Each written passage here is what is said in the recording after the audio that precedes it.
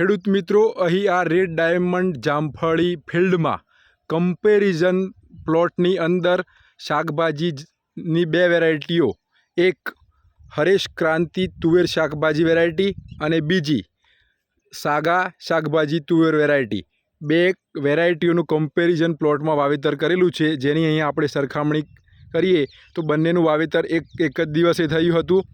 બંને વેરાયટીઓ ફૂલ અવસ્થાએ છે, જેમાં આપણે હરેશ ક્રાંતિ વેરાયટી જે સિલેક્શન પદ્ધતિ તૈયાર કરેલી અહીં એની લોકલ વેરાયટી છે, જે અત્યારે ફૂલ અને શીંગો ભરપૂર માત્રામાં છે, છોડ અનલિમિટેડ ગ્રોથ કરે છે, તેમજ શીંગો લઈ અને છોડ નમી ચૂક્યો છે, જે અહીંના વાતાવરણમાં અને ટેમ્પરેચરમાં ખૂબ જ અનુકૂળ જાત છે. તેની સાપેક્ષમાં અહીં આ સાગા વેરાયટી છે તે અત્યારે ફૂલ ભરપૂર માત્રામાં છે, પરંતુ ટેમ્પરેચરના હિસાબે શીંગો એકલ દોકલ માત્રામાં જ અહીં બેસેલી દેખાય છે.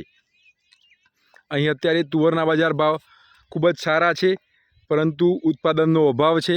જે અહીંની આપણી લોકલ હરેશ ક્રાંતિ વેરાયટી છે તેમાં શીંગો ભરપૂર માત્રામાં છે અને ઉત્પાદન પણ સારું છે, આપણે અહીં જોઈ શકીએ છીએ. જ્યારે તેની જ સાપેક્ષમાં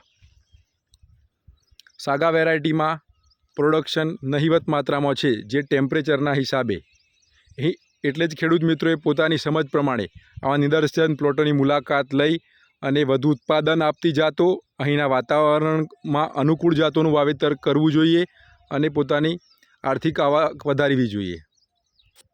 ખેડૂત મિત્રો, અહીં આ વેરાયટીઓના કેરેક્ટરની વાત કરીએ તો આપણી આ હરેશ ક્રાંતિ વેરાયટીનો ગ્રોથ અનલિમિટેડ છે, તેમજ ફળ ફૂલની સંખ્યા, શીંગોની સંખ્યા અનલિમિટેડ માત્રામાં છે, જ્યારે સાગા વેરાયટીનો ગ્રોથ મર્યાદિત માત્રામાં છે.